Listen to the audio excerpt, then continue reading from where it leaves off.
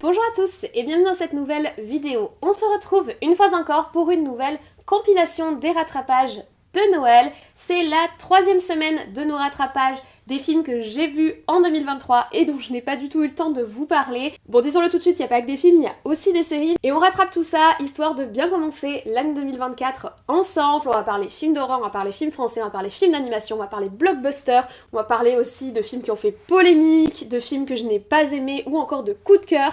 Bref, un gros programme. Attention cependant, ce format n'est pas destiné initialement à YouTube. Il est d'abord destiné à TikTok où je le publie chaque jour, donc n'hésitez pas à me suivre là-bas.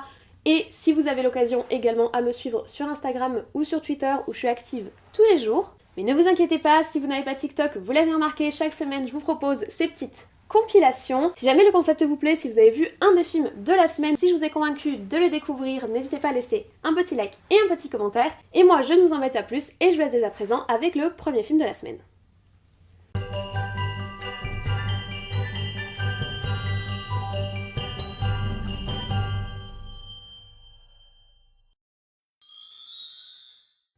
Et en ce 15e jour, on va parler d'une sortie Netflix qui m'a fait pas mal envie lorsqu'elle a commencé à être teasée par la plateforme. C'est vrai qu'ils ont plutôt misé sur le film, ils l'ont pas mal mis en avant, ils ont mis en avant le teaser, etc.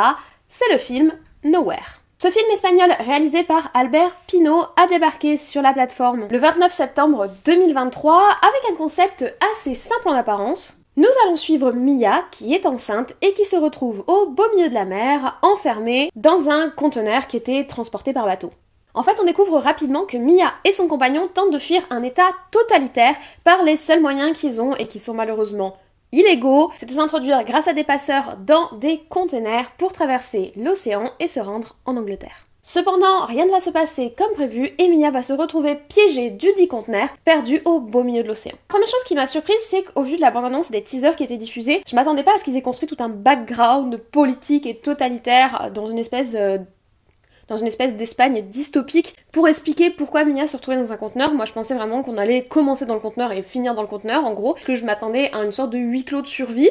Le film c'est ça, mais ils ont quand même rajouté un espèce de background et honnêtement c'est pas les moments les mieux ficelés de toute l'histoire. Le début, les 15 premières minutes en fait, qui nous expliquent pourquoi ils se retrouvent dans ce conteneur et pourquoi ils se retrouvent dans cette situation. Ils ont voulu se projeter dans une espèce de monde dystopique, mais ils ne se sont pas assez donné les moyens pour le développer, pour lui donner corps, pour lui donner de la profondeur. Donc honnêtement, le début du film est pas très convaincant, mais heureusement, la suite et toute la partie du huis clos dans le conteneur et par rapport à la situation de Mia qui est enceinte, etc., ça, j'ai trouvé ça super cool. On a vraiment un côté très oppressant et on retrouve cette pression latente qu'on a dans ce genre de film de survie, type 127 heures, type Everest ou encore, mais avec beaucoup plus de budget, des films comme Seul sur Mars. Moi, c'est des films que j'aime beaucoup, ce côté seul face à la nature, seul face aux éléments.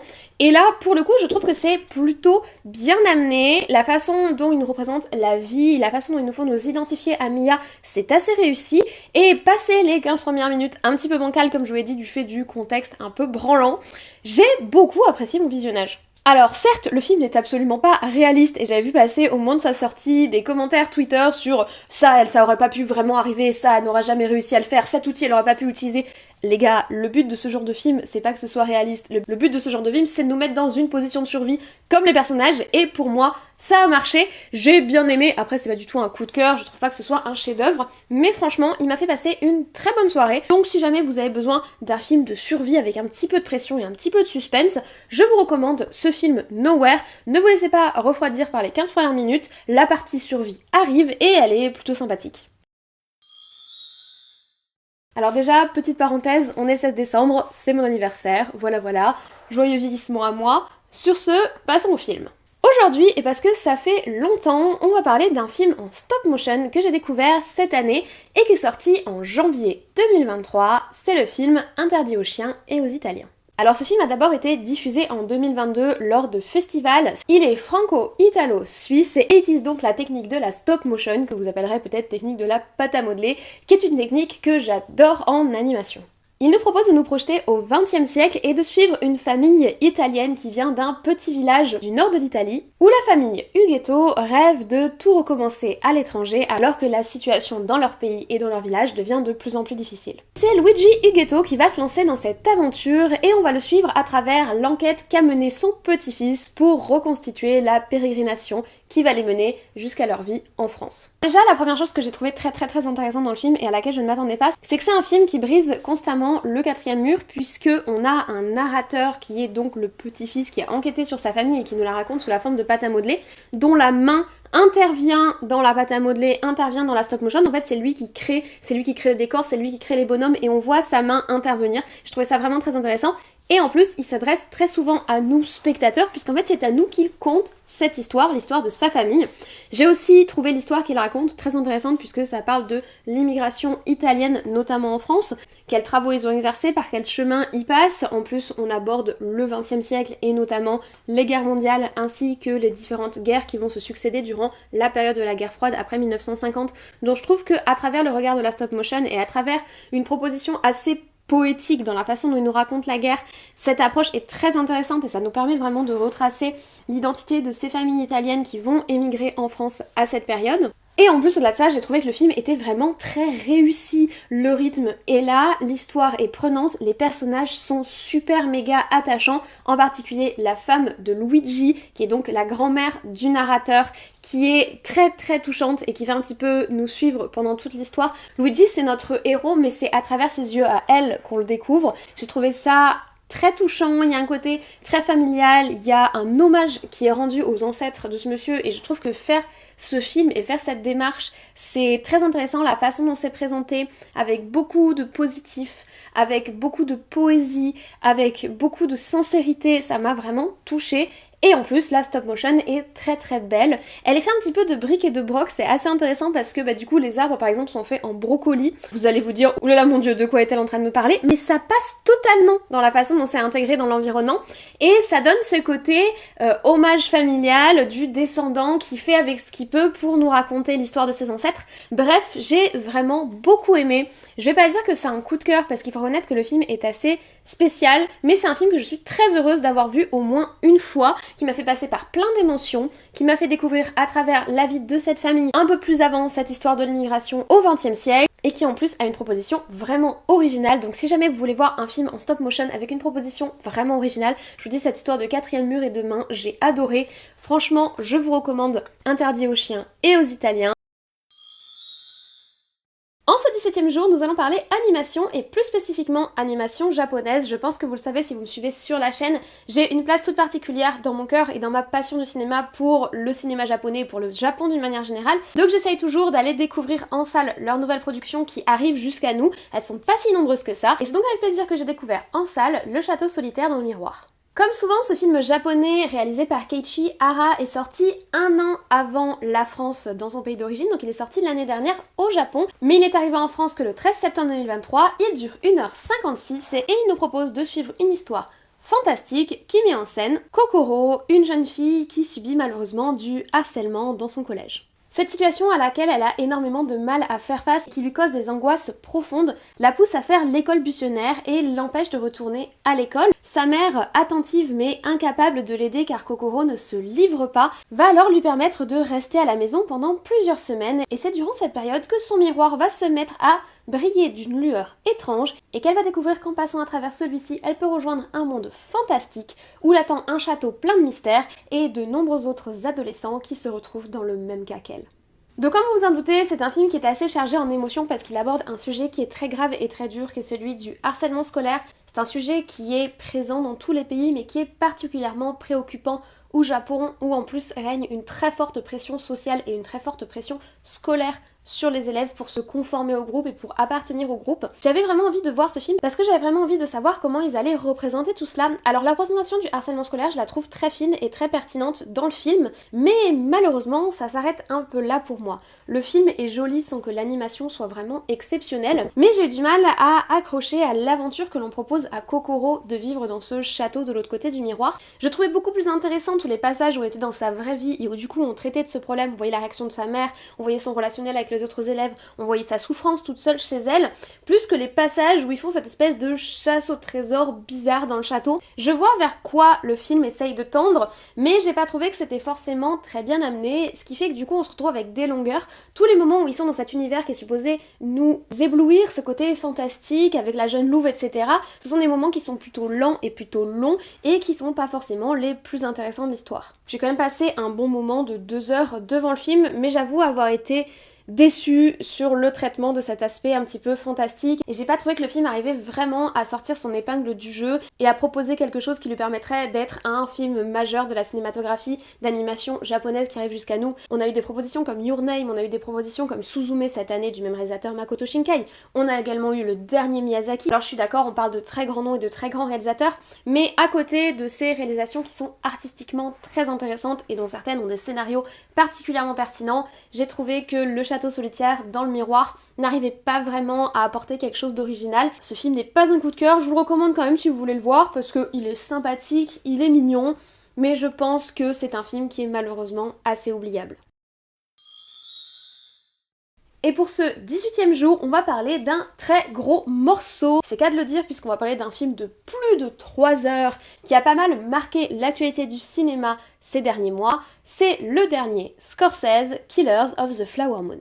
Le film est sorti le 18 octobre 2023, il dure donc 3h36, donc c'est un très très long film. Je sais qu'il y a une tendance ces derniers temps à avoir des films de plus en plus longs à l'image. Personnellement, ça ne me gêne pas si la durée se justifie au moment du visionnage. Mais vous allez voir que pour ce film-là, ce n'est pas forcément le cas et ça a beaucoup fait débat sur les réseaux. Le nouveau film de Scorsese se passe dans les années 20 aux États-Unis, plus précisément dans l'Oklahoma, où une tribu indienne, les Osage, vont grâce à la propriété de terres faire fortune car ces terres se révèlent certes particulièrement inhospitalières, mais aussi remplies de poches de pétrole. Or, dans les années 20, alors que le monde de l'automobile explose aux États-Unis, ça va leur permettre d'énormément s'enrichir. Il va donc y avoir tout un écosystème assez malsain qui va se construire autour de cette communauté amérindienne, où notamment des hommes vont courtiser les jeunes amérindiennes pour espérer, en les épousant, récupérer leur pactole. C'est dans ce contexte qu'on va suivre un jeune homme, Ernest Buckhart, incarné par Leonardo DiCaprio, qui, suite à la guerre où il a été envoyé, va revenir vivre auprès de son grand-père, très intégré dans la région de l'Oklahoma, et va se marier avec une jeune Osage, Molly, incarnée par Lily Gladstone. Mais suite à leur mariage, vont se succéder de très suspects décès dans la famille de Molly et de d'autres indiennes de la région, qui vont pousser le FBI à s'intéresser à toute cette affaire. Alors le film est adapté d'une histoire vraie, d'un vrai fait divers qui s'est déroulé dans les années 1920 et qui a été romancé dans un ouvrage qui porte le même nom que le film, Killers of the Flower Moon, c'est cet ouvrage qui est adapté. Et si j'ai trouvé l'histoire qui nous est racontée particulièrement intéressante, à la fois pour ce qu'elle nous dit de cette époque, mais également pour le suspense et pour le côté thriller qu'elle nous propose, je n'ai pas été convaincue par le film. Déjà, la première critique que beaucoup ont faite, que beaucoup ont également contestée, mais je suis désolée, je suis obligée d'aller dans ce sens-là, c'est que le film est trop long. J'ai vraiment trouvé qu'il y avait 15 à 20 minutes de trop. Les 3h36 nous pèsent énormément au visionnage. Le film est divisé en 3 parties. La première et la dernière partie sont plutôt bien. La première nous présente les enjeux, nous présente l'environnement, nous présente les personnages. Il y a quand même beaucoup à dire, il y a un contexte très lourd, qui est d'ailleurs, je trouve, pas très bien expliqué, hein, si tu connais pas le contexte des communautés amérindiennes au début du XXe siècle, tu sais pas comment ça se passe à cette époque-là, c'est pas forcément particulièrement bien amené, alors que sur 3h30 tu t'attendrais à ce que ce soit plutôt développé. Pas vraiment, mais en tout cas la première partie est plutôt équilibrée, la dernière partie est vraiment excellente, c'est la meilleure partie du film, malheureusement on est épuisé par les 3 heures de visionnage qu'il y a eu avant et par la seconde partie, la partie du milieu qui est très longue et très molle, et c'est dommage parce qu'au moment où on arrive à la résolution de l'affaire, au moment où le FBI entre en scène, je trouve vraiment que les scènes de dénouement et les scènes de tension dans le couple Burkhart à la fin du film sont vraiment super pertinentes. C'est un moment où on a déjà passé très longtemps en salle sur des scènes qui sont très longues, très lentes et qui apportent pas grand chose au schmilblick et du coup on est un petit peu fatigué par notre visionnage. Moi c'est vraiment la principale critique que j'ai à faire au film parce qu'après visuellement le film est superbe.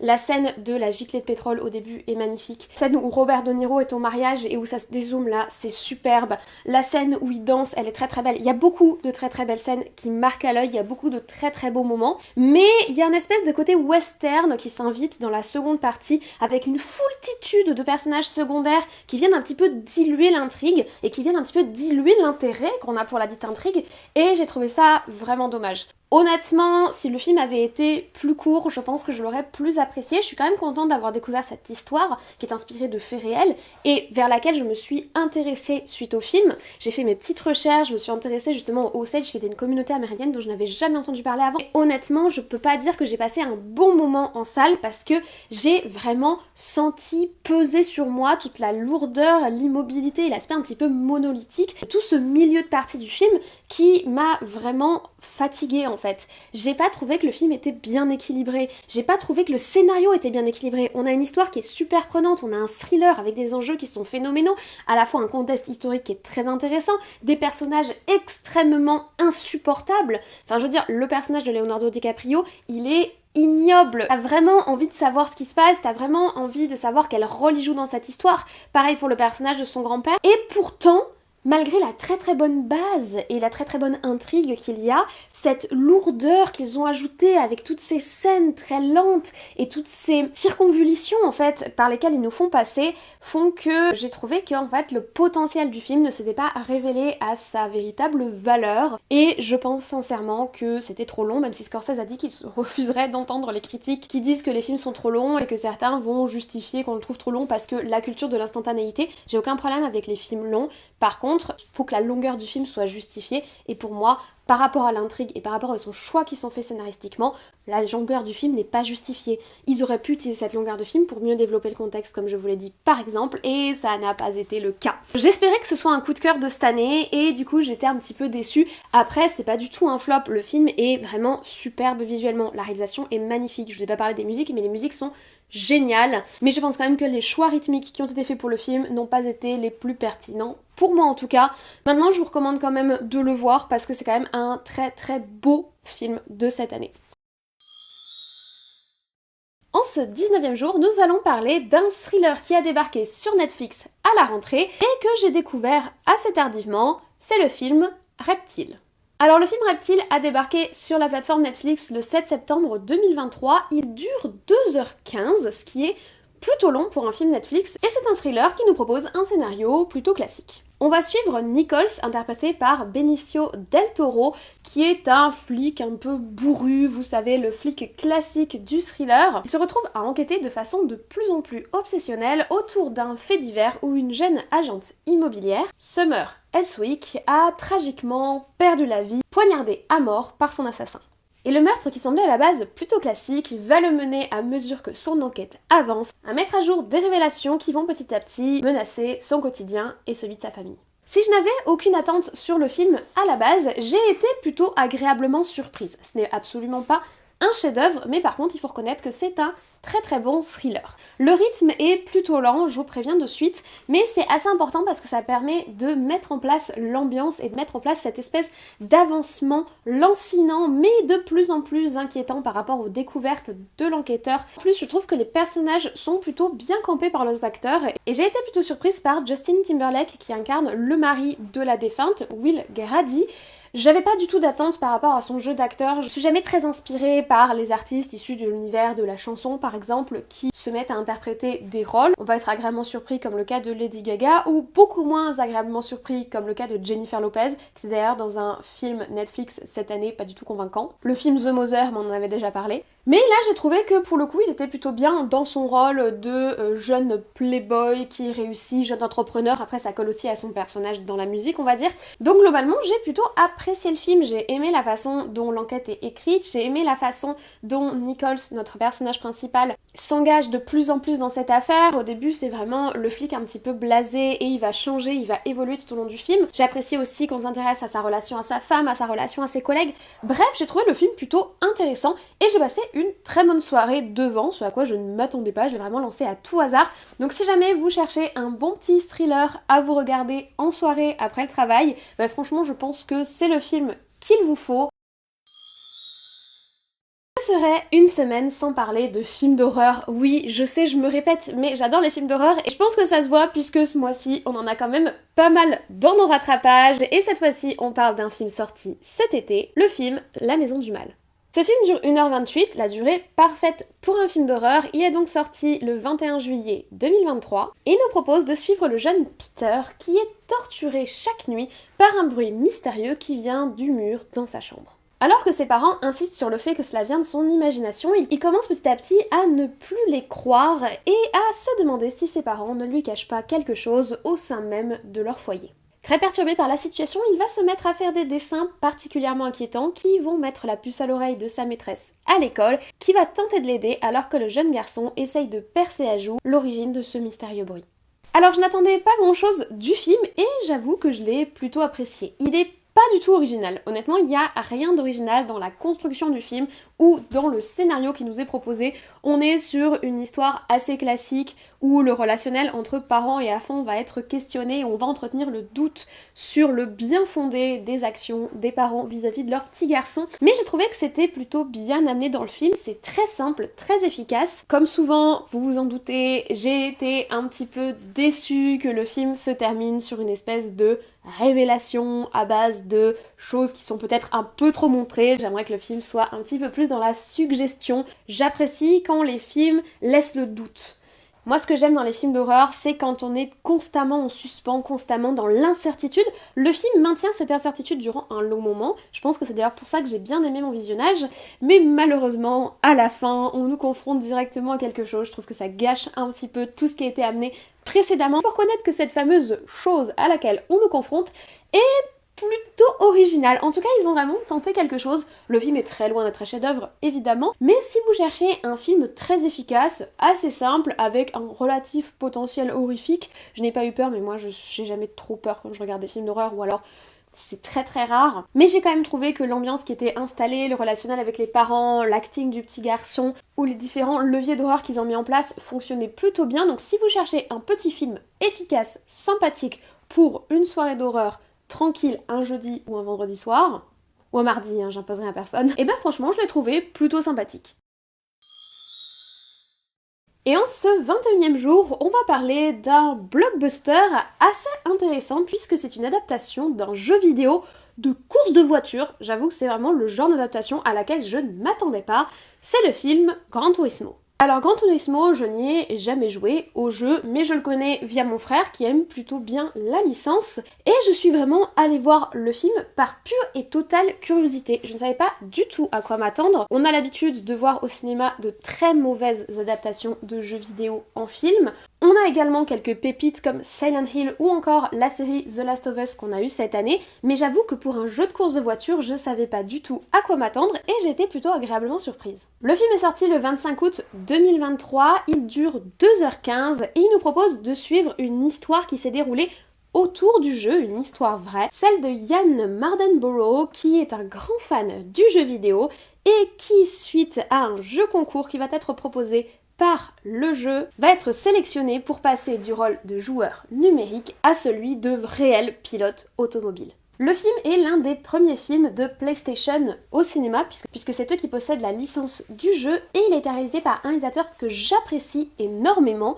C'est également pour ça que je suis allée le voir en salle. C'est Neil Blomkamp qui a réalisé l'un de mes films de SF favoris, District 9, qui est également derrière le film Elysium, qui est très sympathique également. Si vous ne l'avez pas vu, il vaut vraiment le détour, comme District 9 d'ailleurs, qui est derrière le film Chappie et qui a coproduit la saison 1 de Oats Studio. Oats Studio, c'est un studio qui s'est spécialisé dans la SF et la dystopie. Et cette série de 10 épisodes nous propose 10 courts-métrages dans ces thématiques. Si vous n'avez jamais vu, pareil, c'est très intéressant. Tout ne se vaut pas, mais ça vaut vraiment le détour, ne serait-ce que pour la curiosité des différentes propositions. Enfin bref, c'est un réalisateur que j'aime beaucoup et je trouve qu'il a fait un excellent travail sur ce film Gran Turismo. Je ne suis pas passionnée de sport automobile, je suis pas passionnée de voitures d'une manière générale, et pourtant je suis vraiment rentrée dans le film, ça m'a beaucoup plu. J'ai trouvé que l'histoire nous était racontée avec un vrai rythme, un bon rythme, le personnage principal est attachant, le personnage de l'entraîneur qui est incarné par David Harbour, que par ailleurs j'aime beaucoup, est également assez attachant. Bon, par contre, j'ai pas du tout accroché au personnage de Orlando Bloom. Je pense que c'est comme ça qu'il est écrit, mais j'ai pas du tout trouvé attachant. Il est vraiment purement intéressé par le produit économique, le produit marketing. Mais au-delà de ces 3 personnages, j'ai trouvé qu'il y avait des idées qui étaient vraiment fortes. Tous les moments où la voiture se déconstruit pour nous montrer l'intérieur, le moteur, les cylindres, les roues, j'aime pas du tout l'automobile, je suis pas intéressée par la mécanique et j'ai trouvé ça fascinant. J'ai passé juste un très bon moment, ce à quoi je ne m'attendais pas du tout parce que je ne pense pas être le public de ce film. Et pourtant, je l'ai trouvé vraiment pertinent dans sa réalisation, pertinent dans ses choix visuels, pertinent dans ses choix scénaristiques, et j'ai passé un très bon moment en salle. Je pense même que pour certains passionnés du jeu, ou passionnés de cet univers-là, ça pourrait être un coup de cœur, parce que le film a vraiment une proposition qui est intéressante et originale, et il a su faire de l'histoire d'un jeu automobile où on tourne en rond sur des circuits, en tout cas c'est comme ça que je le vois, une vraie aventure humaine et intéressante avec des choix de mise en image vraiment très pertinents qui fait que j'ai eu la sensation d'avoir conduit ces voitures, chose à quoi je ne m'attendais pas du tout. Du coup, si vous n'avez pas vu Gran Turismo et que vous avez l'occasion, franchement, tentez l'expérience parce que même quelqu'un qui n'était pas du tout intéressé par le sujet a passé un bon moment.